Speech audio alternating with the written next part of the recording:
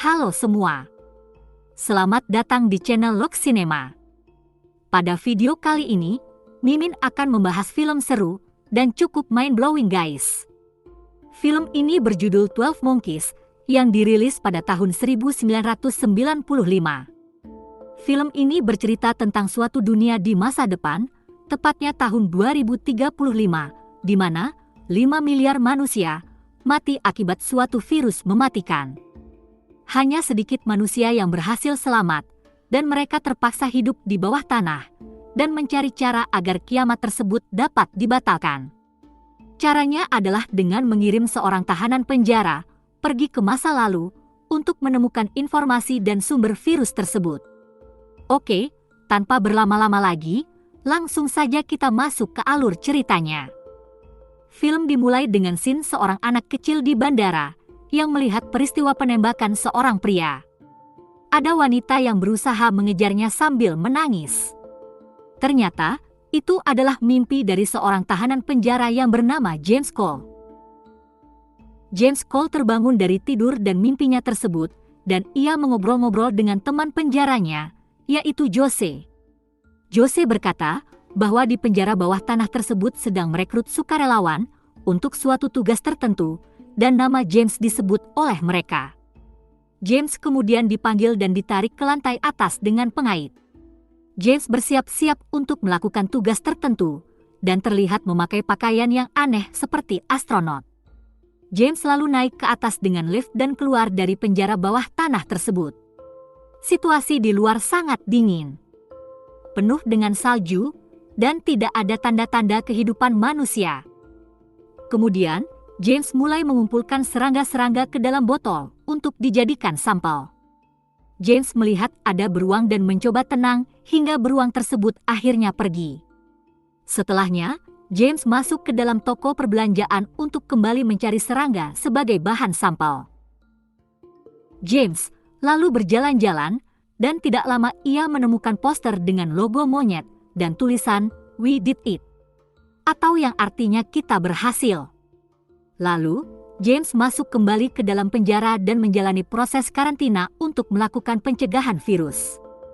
Setelahnya, James bertemu para ilmuwan dan duduk di sebuah kursi yang aneh yang terangkat ke atas. Para ilmuwan tersebut kemudian menawarkan kepada James untuk menjadi sukarelawan dalam suatu proyek yang luar biasa. Dengan mengikuti proyek tersebut, James kemungkinan akan bebas dari masa tahanannya dan dapat menyelamatkan umat manusia dari kepunahannya. Film berlanjut pada scene seorang wanita yang sedang mengikuti seminar dan kemudian pergi. Wanita ini bernama Catherine Riley, atau biasa dipanggil Dr. Riley. Dia merupakan psikiater. Dr. Riley kemudian masuk ke dalam sebuah kantor polisi untuk menemui salah satu tahanan yang dianggap gila. Tahanan itu ternyata adalah James yang dikirim dari masa depan, tepatnya tahun 2035. Dr. Riley lalu berkenalan dengan James dan berbincang-bincang soal dirinya. James berkata kepada Dr. Riley bahwa dirinya harus mencari informasi tentang sesuatu di masa tersebut. Karena penasaran, James pun menanyakan tentang tahun kepada Dr. Riley. Namun, jawaban yang diberikan oleh Dr. Riley ternyata tidak sesuai ekspektasi James. Dr. Riley berkata bahwa tahun saat itu adalah tahun 1990. Ternyata, James dikirim ke tahun yang salah, karena seharusnya dia dikirim ke tahun 1996. Scene berpindah, dengan James yang dipindahkan dari kantor polisi menuju suatu rumah sakit jiwa untuk dirawat di sana. Di rumah sakit jiwa, James bertemu dengan Jeffrey Goines yang adalah pasien di RSJ itu. Jeffrey kemudian mulai memperkenalkan seluruh tata cara kehidupan di RSJ tersebut, begitu juga dengan hiburan yang ada. James bertemu banyak orang gila di sana. Ia pun menyadari bahwa dirinya tidak gila. Oleh karena itu, dia bertemu dengan para petinggi RSJ dan berkata bahwa ia tidak gila.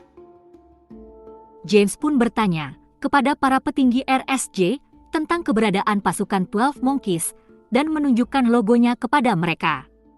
James juga berkata bahwa 5 miliar orang akan mati di masa depan dan hanya 1% yang akan selamat.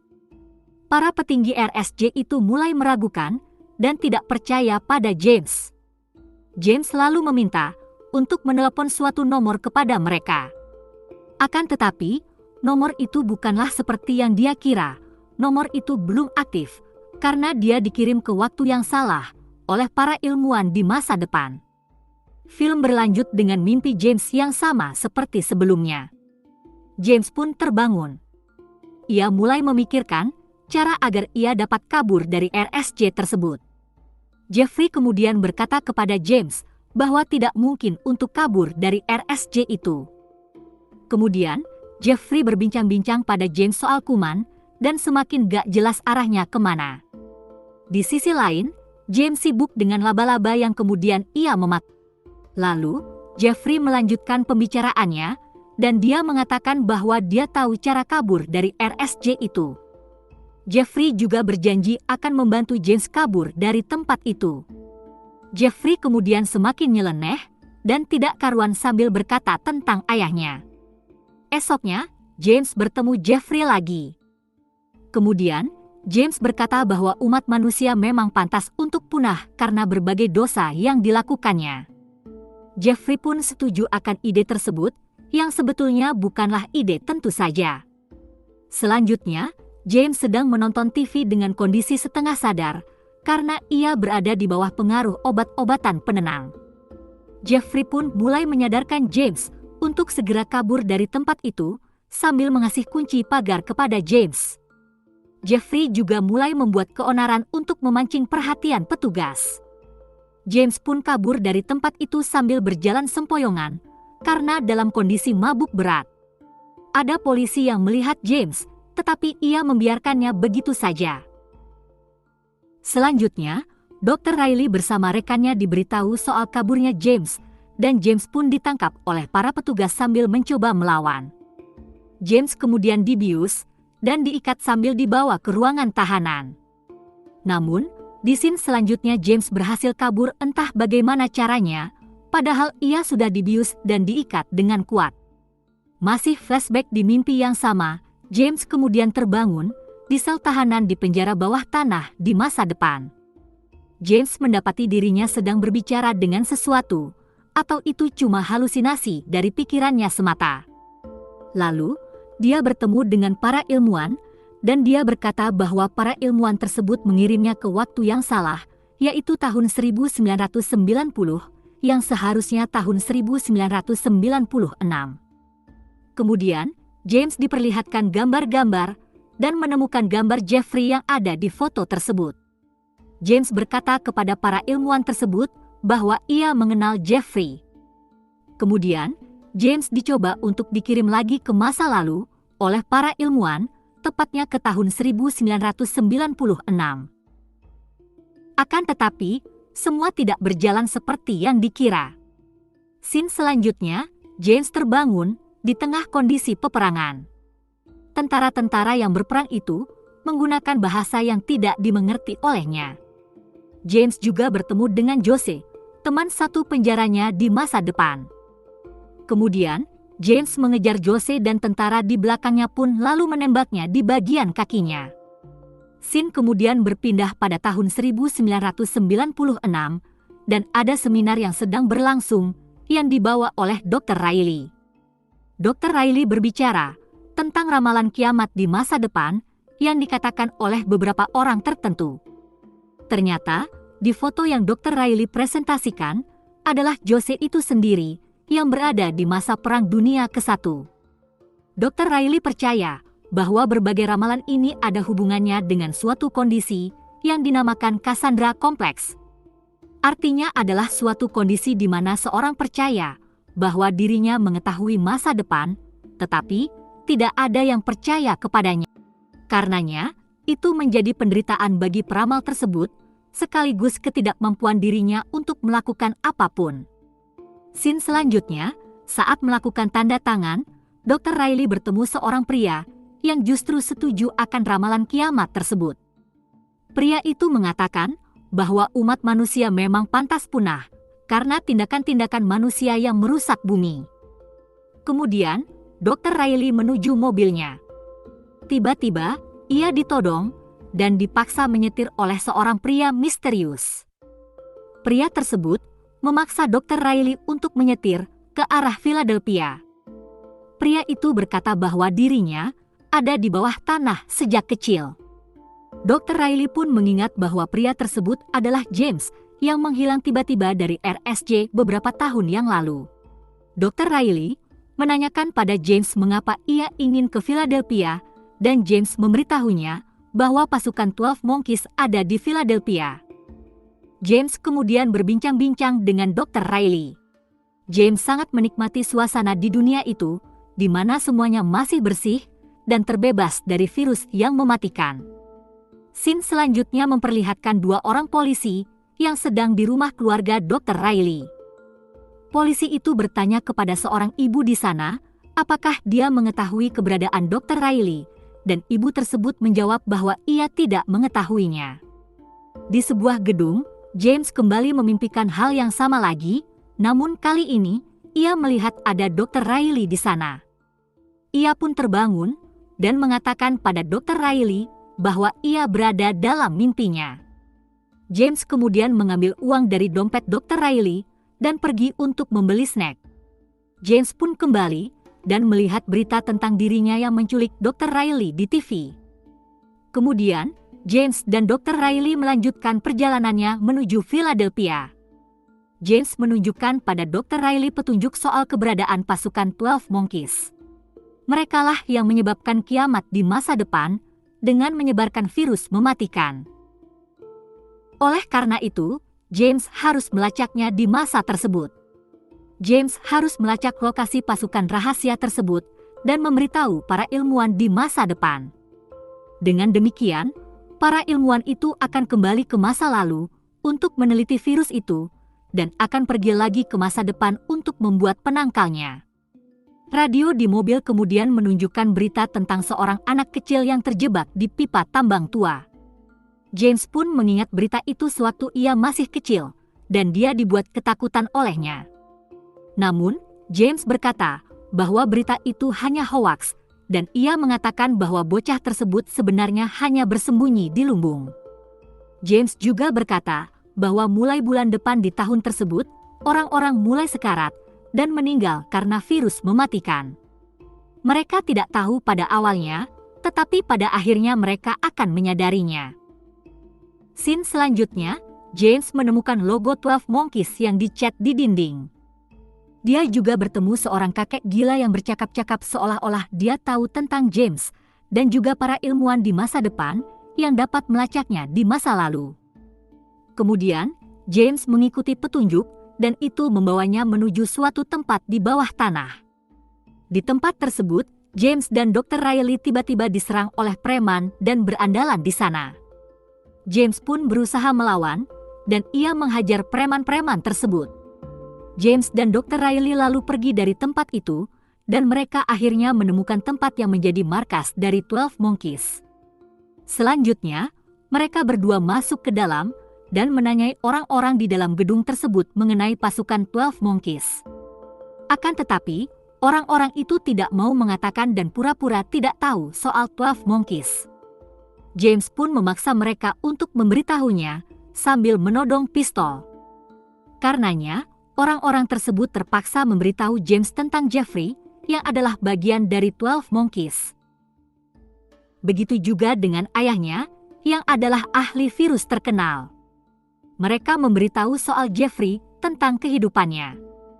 Mereka berkata bahwa Jeffrey ingin melakukan suatu tindakan untuk mendidik massa dan perang gerilya. Jadi, Jeffrey membentuk pasukan dengan 11 orang lain di bawah tanah untuk merencanakan sesuatu, yaitu perburuan manusia. Mereka memberitahu bahwa Jeffrey melakukan konferensi pers di TV dan mengatakan bahwa eksperimen ayahnya penting bagi kemanusiaan dan penggunaan binatang itu penting untuk dilakukan. Jadi, Jeffrey akan mengawasi secara langsung lab dan memastikan para binatang itu tidak menderita. Setelahnya, James menemukan sebuah benda yang berisi alamat-alamat seseorang, yaitu alamat Jeffrey Goines dan juga ayahnya. Dia pun berencana untuk mendatangi Jeffrey melalui alamat di benda tersebut. Namun, Dr. Riley melarang James untuk mendatangi tanpa izin ke tempat Jeffrey. Dr. Riley mencoba untuk menahan James dari melakukan tindakan kriminal tersebut. Dengan mengatakan bahwa semua yang James pikirkan tentang hari kiamat itu hanyalah karangan palsu belaka yang semuanya James karang di dalam pikirannya. Dengan cara mencocok-cocokkan pengalaman kehidupannya dengan apa yang ia pikirkan tentang virus. Misalnya seperti James pernah bertemu Jeffrey dan kebetulan ayahnya juga adalah ahli virus terkenal. Kemudian, Dr. Riley melihat James yang sedang merasakan sesuatu di kakinya dan ia pun bertanya kepada James terkait kondisi kakinya. James berkata bahwa kakinya telah ditembak dan dia tidak tahu secara jelas detailnya. Dia hanya ingat itu terjadi saat perang dan tidak ingin menceritakan lebih lanjut karena lagi pula Dr. Riley juga tidak akan percaya terhadapnya. Dr. Riley pun menepi dan memutuskan untuk merawat kaki James yang tertembak itu. Sesampainya di hutan, Dr. Riley mulai mengeluarkan peluru dari kaki James dan melihat peluru tersebut memiliki bentuk yang aneh. Selanjutnya, James mulai memegang erat Dr. Riley dan film berlanjut pada scene James yang sedang menyelinap masuk ke dalam suatu rumah. Ada acara yang sedang berlangsung di dalam rumah tersebut dan ayah dari Jeffrey sedang menyampaikan pidato. Jeffrey didatangi oleh petugas dan diberitahu bahwa ada temannya yang berkunjung. Teman itu ternyata adalah James yang sudah masuk ke dalam rumah itu. Selanjutnya, Jeffrey berpura-pura bahwa ia tidak mengenal James. Akan tetapi, setelah James menyebut pasukan 12 Monkeys, Jeffrey langsung mengenalnya. James kemudian menanyakan pada Jeffrey informasi 12 Monkeys dan ingin akses ke sumber virusnya. Jeffrey pun menanggapinya, akan tetapi dia salah paham bahwa itu adalah rencana James sewaktu James dan Jeffrey masih di RSJ. Karena kebetulan ayahnya Jeffrey adalah ahli virus terkenal. Oleh karena itu, Jeffrey mengira James mencoba untuk mencuri virus itu dan memusnahkan umat manusia. Jeffrey berkata bahwa 12 Monkeys adalah organisasi yang mencoba untuk menyelamatkan hutan. Menurut Jeffrey, James mencoba melakukan cocoklogi sehingga 12 Monkeys dicocokkan sebagai pelaku utama penyebaran virus. James pun kabur dan melarikan diri dari kejaran para petugas dan ia kembali pada mobilnya. James membuka bagasi mobil dan terlihat ada Dr. Riley di dalam bagasi tersebut. Ternyata, James memasukkan secara paksa Dr. Riley ke dalam bagasi agar aksinya dapat berjalan dengan lancar. Dr. Riley kemudian menyuruh James untuk menyerahkan diri secara paksa dan James pun menurutinya. Karena akan lebih baik untuk dirinya tinggal di dunia yang masih belum tersentuh virus tersebut. Saat Dr. Riley mengalihkan pandangannya, James tiba-tiba menghilang lagi seperti yang terjadi sebelumnya.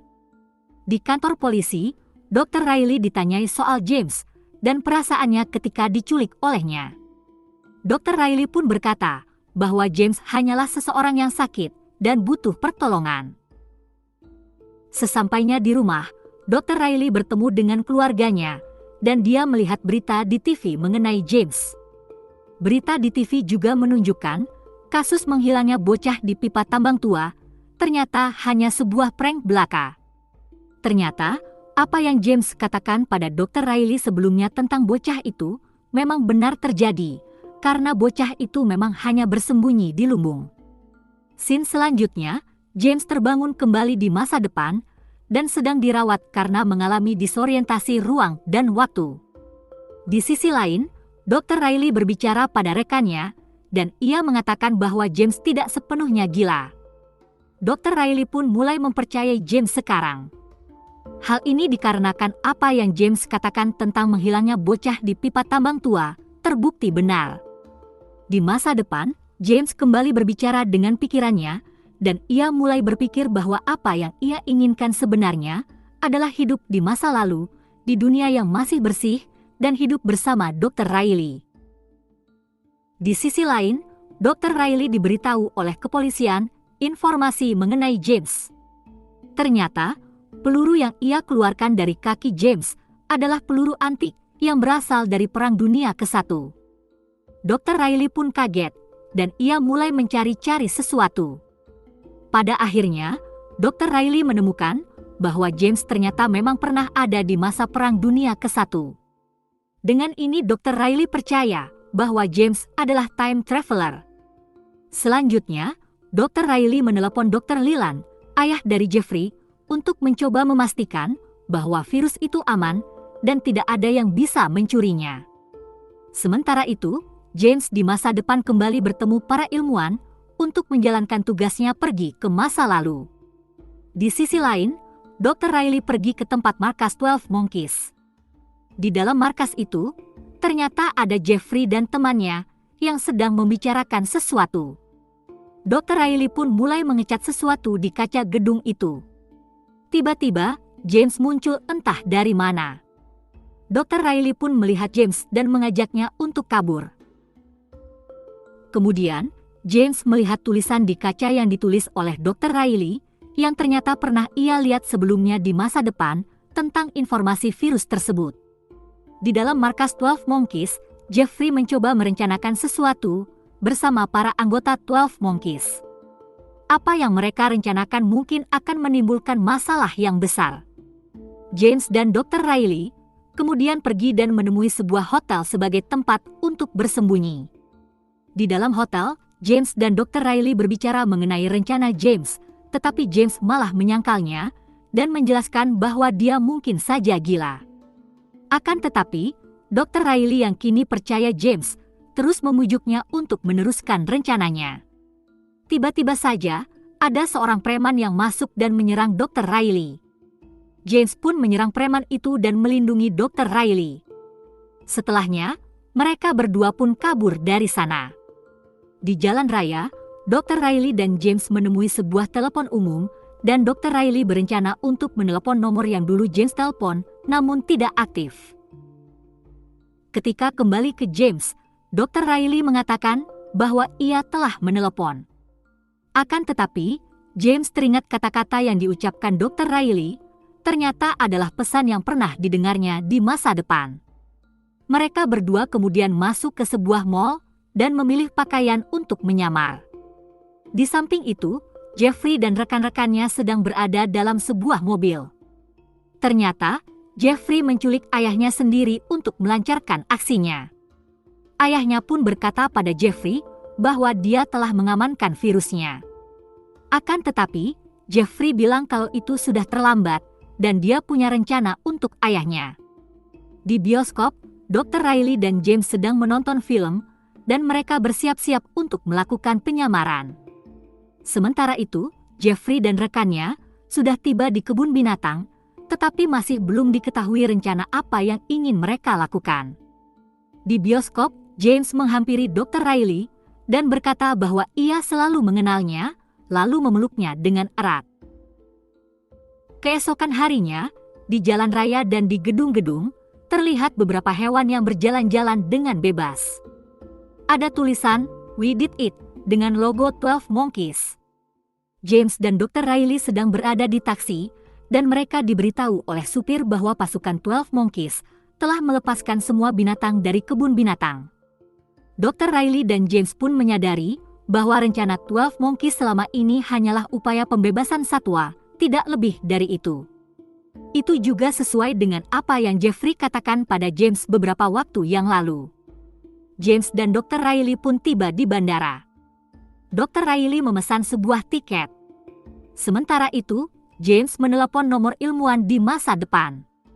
James berkata bahwa pasukan 12 Monkeys bukanlah pelaku utama penyebaran virus, dan ia juga berjanji pada para ilmuwan tersebut untuk tidak akan kembali ke masa depan. Selanjutnya, James bertemu dengan Jose, yang tiba-tiba saja datang dari masa depan. Jose berkata bahwa James lah yang mengirimnya, melalui pesan yang baru saja James katakan di telepon sebelumnya. Sementara itu, Dr. Riley sedang membeli sebuah buku, dan ia bertemu seseorang yang tidak asing baginya. Ketika melihat berita di koran, Dr. Riley pun sadar bahwa orang yang baru saja ia temui adalah rekan dari ayah Jeffrey, yaitu Dr. Peters. Dr. Peters adalah pria yang pernah Dr. Riley temui sebelumnya ketika dia sedang melakukan tanda tangan. Dr. Peters adalah pria yang mendukung ramalan kiamat, sekaligus juga berperan penting dalam pengembangan virus bersama ayah Jeffrey. Di sisi lain, Gose memperingatkan James untuk melakukan tugasnya dan menembak pelaku utama penyebaran virus. Jose lalu memberikan senjata ke James. James pun akhirnya terpaksa melakukannya, karena jika ia tidak patuh, maka Gose akan membunuh Dr. Riley. Dr. Riley pun kembali ke James dan mengatakan bahwa Dr. Peters adalah pelaku utamanya. Karena dia adalah pendukung hari kiamat sekaligus bertanggung jawab atas pengembangan virus. Kemudian, Dr. Peters yang membawa virus mematikan dalam kopernya melewati pengecekan di bandara. Ia pun dicurigai oleh petugas yang berwenang. Namun, Dr. Peters berhasil meyakinkan petugas bahwa itu hanyalah sampel biologis semata. James dan Dr. Riley pun terus berusaha menerobos masuk untuk mengejar Dr. Peters.